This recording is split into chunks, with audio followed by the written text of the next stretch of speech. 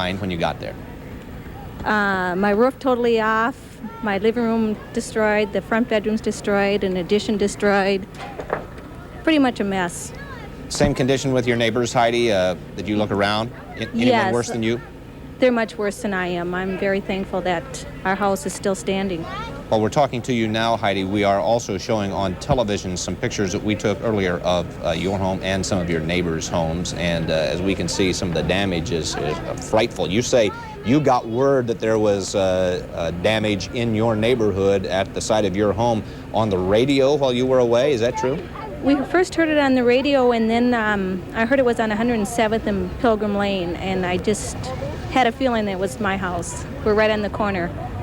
And that had to be a frightening journey back to your house. How far did you have to drive before you I was on the other side of Maple Grove, maybe 5 miles. Did you see any of the storm at all? No, I did wait for it to pass before I ventured out to see the house. It has to be a frightening experience then to drive up and see that. Did you lose many of those things that we all are most fearful of losing? Photo albums of the family, heirlooms, family Pretty things? much of it. They haven't let me in the house because they're scared the roof might fall through. So I've been in the front door and that's it. All right. We are seeing now some aerial shots that Dale Dobish is providing us. We can hear him overhead there. Yeah, that's right down the block from where I am. All right.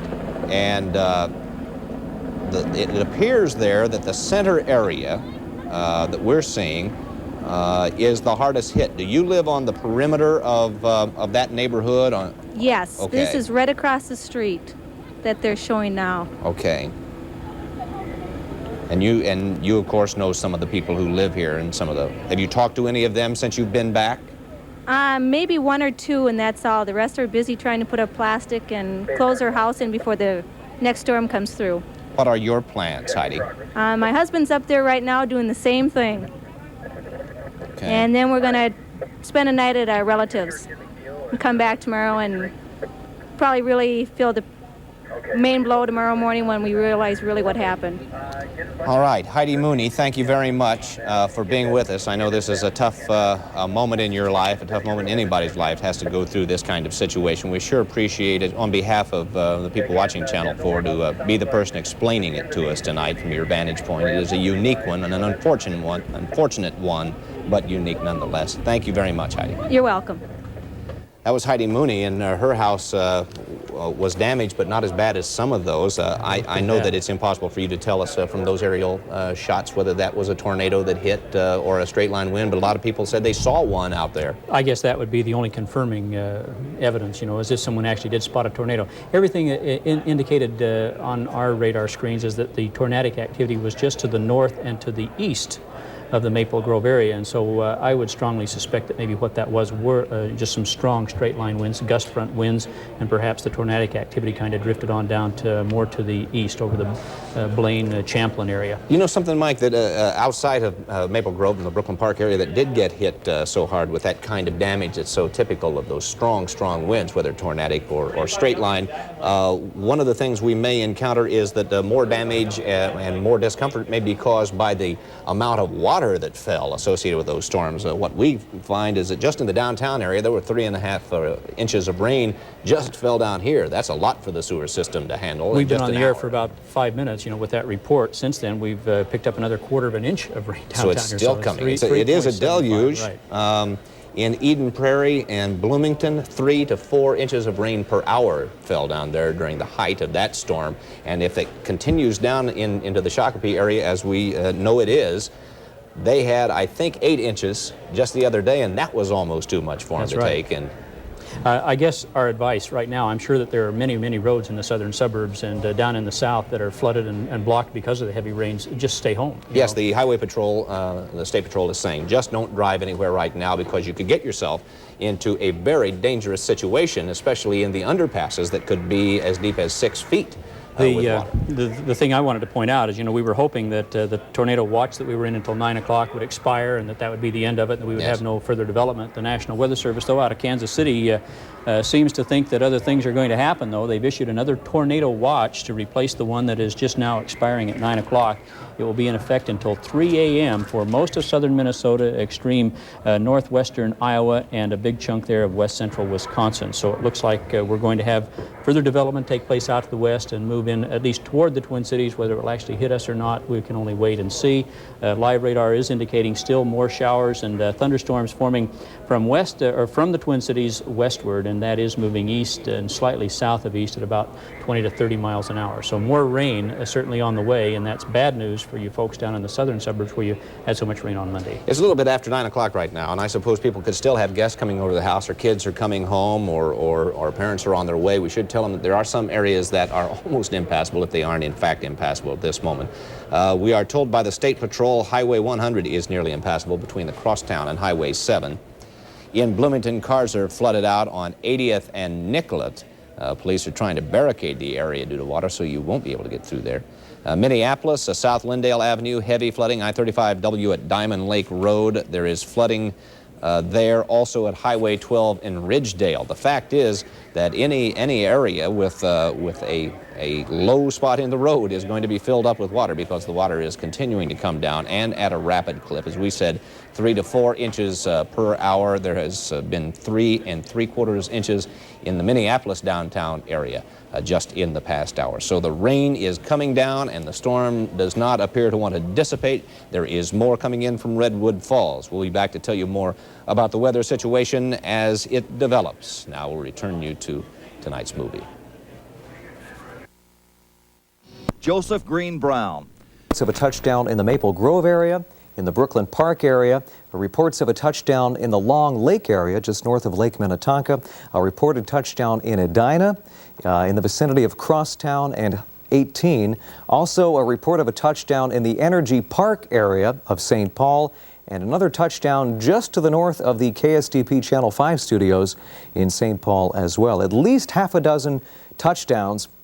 It's amazing that we haven't received more reports of injuries. Again, the information is still coming into us. This is an ongoing situation, kind of a seat of the pants situation, if you will.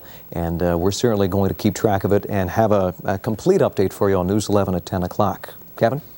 Paul, this just in. Police in Brooklyn Park said that much of the suburb right now is without electricity and telephone service, although authorities say that they have a report of only one touchdown in that area. The roofs, as you saw in that tape, have been ripped off houses. Some houses appear to be totally destroyed. Fortunately, at least in Brooklyn Park area, no injuries. Now, Kirsten Lindquist and the rest of the crew in the newsroom has been on the phone all evening following this, and she joins us now with the latest. Kirsten.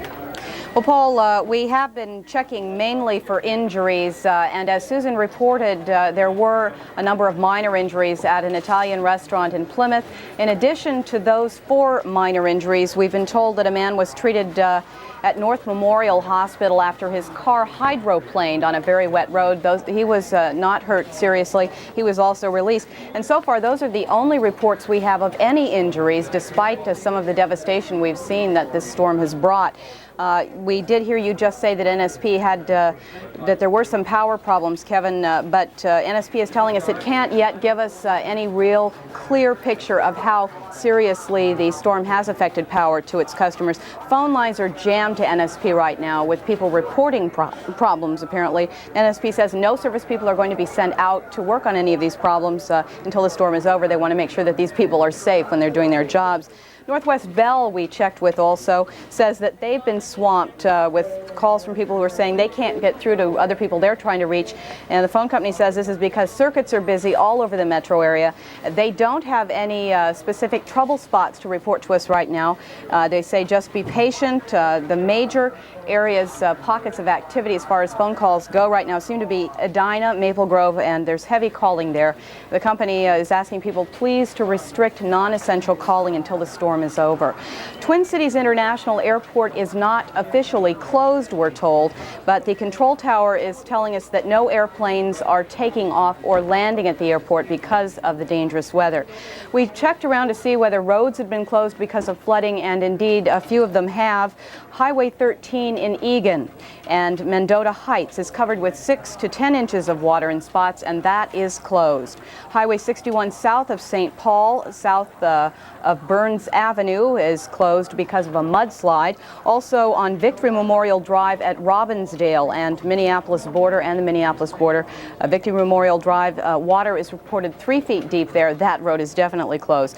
And New Hope, in New Hope at Winnetka and Oregon, water is waist deep on those 2 roads right there, and that road is also closed, and we're told by police to please ask folks to avoid these areas and stay home. That's it from here, Kevin. Kirsten, before you leave, have we had any reports possibly from the governor's office about declaring anything, calling out the guard or anything like that? Nothing to our knowledge in here, but we'll certainly check on that. Thank you very much. I want to update these road conditions from the State Patrol. All ramps are reporting heavy rain, according to the State Patrol. Slick and hazardous conditions in the Lowry Tunnel. Accident blocking the traffic due to standing water on I-494 at County Road 6. That's blocked due to a jackknife semi. County Road 18 north of 55 in Golden Valley flooded and hazardous. Please stay home. We'll update you as details become available.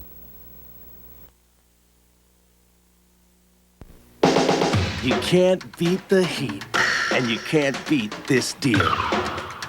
Come into Burger King and buy the Bacon Double Cheeseburger combo. Get a Bacon Double Cheeseburger, large fries, and a regular Pepsi. And you'll get a coupon for $2 off an album, tape, or compact disc at Musicland stores. It's a hot deal at Burger King.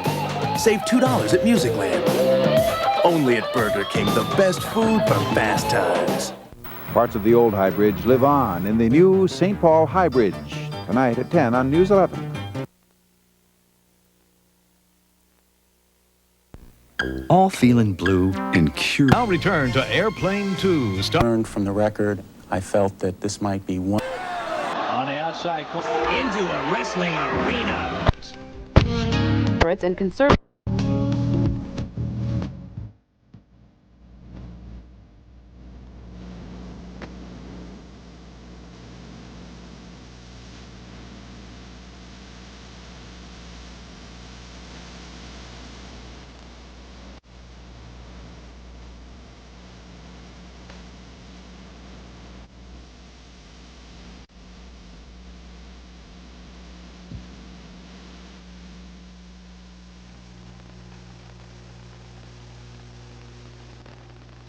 This is just so delicious. I just don't know when I've had salad as good as this.